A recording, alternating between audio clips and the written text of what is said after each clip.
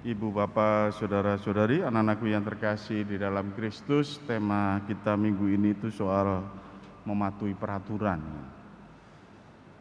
Saya kalau soal mematuhi peraturan masih ingat kalau waktu SD dulu, di rumah yang paling saya takutkan itu adalah peraturan untuk tidur siang.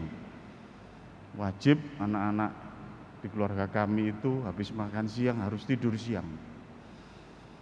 Kalau tidak tidur siang itu bahkan sampai dipukul.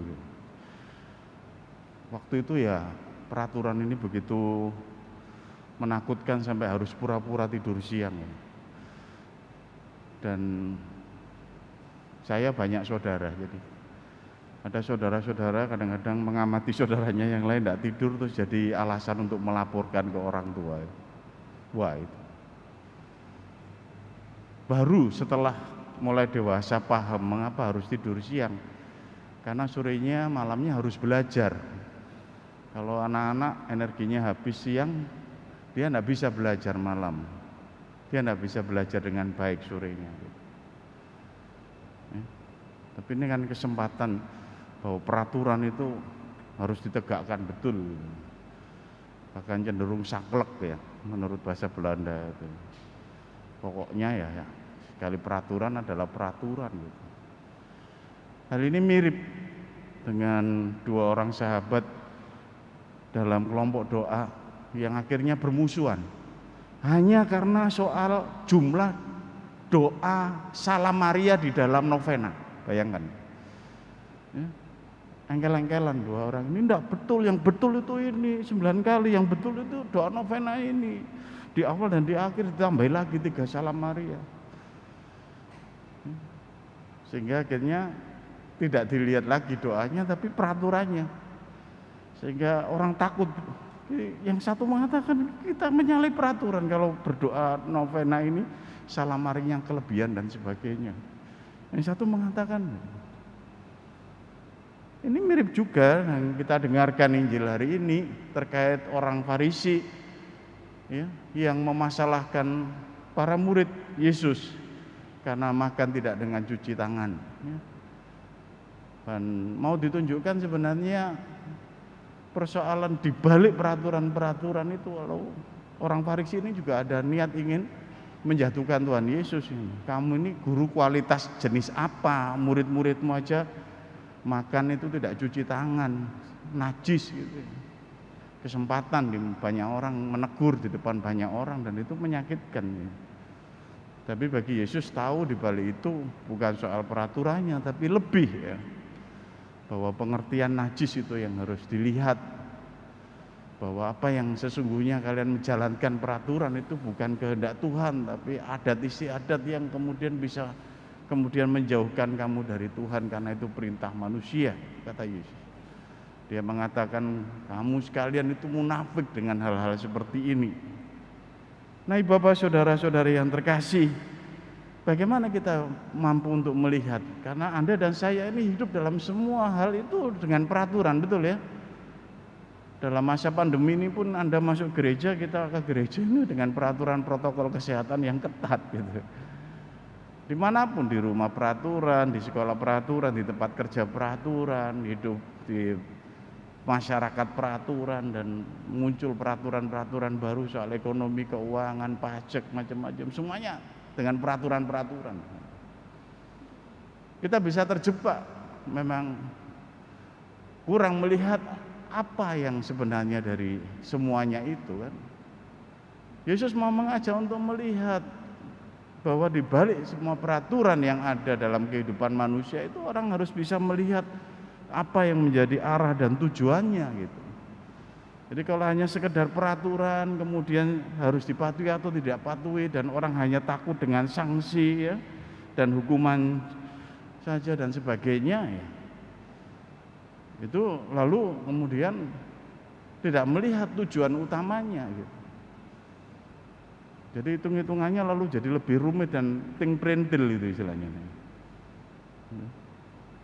Saya yakin banyak masyarakat itu divaksin ini akhir-akhir ini bergelombang begitu banyak yang ingin ikut vaksin itu. Bukan karena pengen supaya sehat dan tidak nulari orang lain, enggak. Karena ada sanksinya. Takutnya enggak boleh masuk mall. Itu lebih menakutkan daripada nulari orang lain gitu. Wah, saya enggak bisa pergi kemana-mana kalau enggak punya kartu vaksin. Kelihatan sekali peraturan itu dikeluarkan lalu banyak orang berbondong-bondong. Harusnya dilihat lebih dalam, bukan karena enggak boleh pergi, enggak boleh ke sana kemari, tapi karena demi kesehatan pribadi dan demi kesehatan orang lain, kan begitu. Ya, kita bisa melihat di sini bahwa orang-orang Farisi juga tidak melihat lagi apa yang penting, hubungan relasi manusia dengan Tuhannya itu. Yang dilihat itu pokoknya melakukan peraturan dengan benar, hidupnya aman, sudah beres gitu. Ya, ini yang dikatakan ya, dalam konteks tantangan milenial kita juga itu adalah soal legalisme. Orang itu nyaman dengan hanya melakukan peraturan-peraturan tanpa atau lupa untuk melihat arah dan tujuan yang sebenarnya dari peraturan-peraturan itu. Ya. Dan itu yang kemudian ditegur oleh Tuhan. Bahkan di balik itu yang legalisme pun orang bisa bermain seperti tadi. Bisa kemudian lupa mana yang utama. Yang disebut najis itu apa sebenarnya? Kalau tidak cuci tangan atau yang keluar dari mulut manusia yang terkait hal-hal yang jahat, kan begitu. Nah, ini kan makna najis sendiri Yesus mau menjernihkan kepada orang-orang Farisi karena sudah menuduh yang lain itu najis karena melanggar peraturan. Nah, Ibu Bapak, saudara-saudari yang terkasih, itu yang kita bisa melihat bahwa dalam kehidupan kita, Anda dan saya diajak melihat bahwa peraturan-peraturan itu diatur supaya hidup lebih baik. Dan terlebih lagi kalau di dalam gereja, di dalam kehidupan kita, peraturan-peraturan itu dibuat ya, digambarkan ya supaya kemudian kita itu lebih dekat dengan Tuhan gitu. Saya tahu di balik peraturannya bangsa Yahudi, makanya dalam kitab Ulangan bacaan pertama dikatakan itu tidak boleh dilebih dan tidak boleh dikurangi gitu. Ya memang kalau orang mau berdoa dan sebagainya harus cuci tangan, membersihkan diri, ya betul. Karena dia menyediakan dirinya untuk di hadapan Tuhan, tujuannya itu. Mau makan harus cuci tangan, ya betul, tujuannya supaya bersih saja, supaya sehat gitu. Peraturannya nggak usah ditarik-tarik ke arah itu.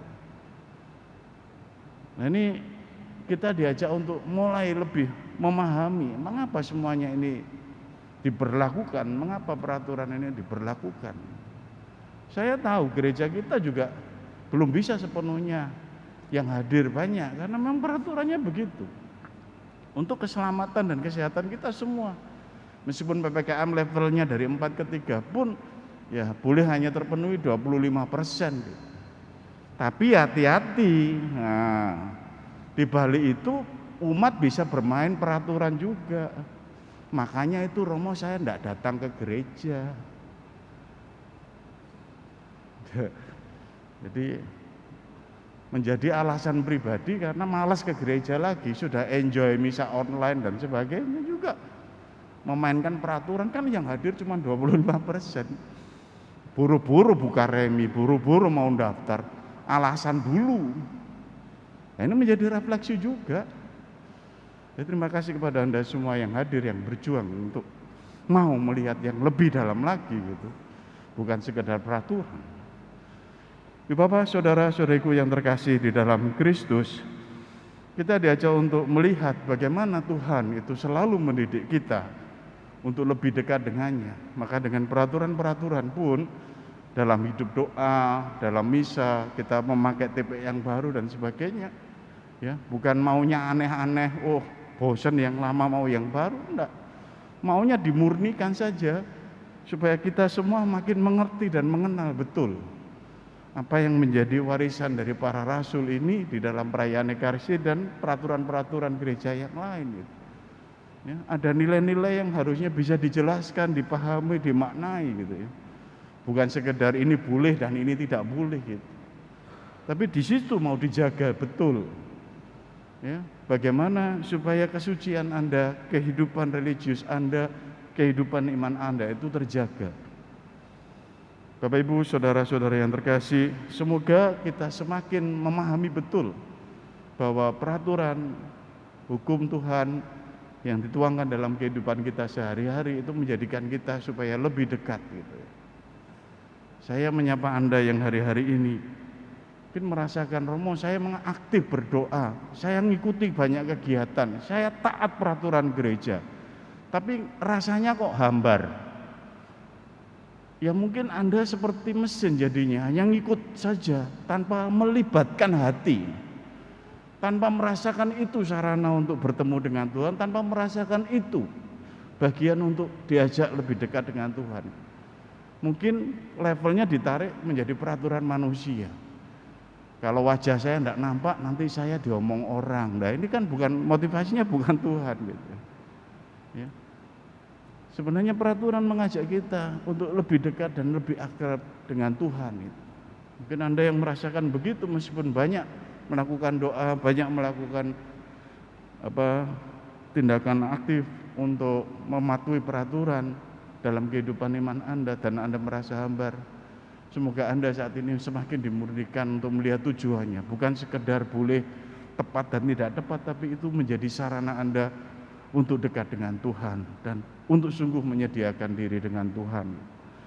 Saya juga menyapa para petugas gereja yang kurang bisa menjelaskan dengan baik gitu. Kesempatan supaya bijaksana belajar gitu ya. Enggak saklek dengan peraturan-peraturan. Ya, pokoknya nek gak gawe masker ngene gak oleh neng gereja. Pokoknya nek ngene gak oleh. Tapi ditanya mengapa ndak ngerti. Ya ini peraturannya gitu, jadi repot.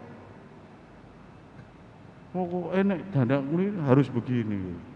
Nek kecekel pokoknya, Anda menjadi pelayan gereja, menjadi tugas gereja, dipanggil untuk bisa menjelaskan dengan penuh kasih kepada umat yang membutuhkan, sehingga hal-hal yang sungguh dikehendaki Tuhan itu menjadi pedoman dalam kehidupan kita bersama.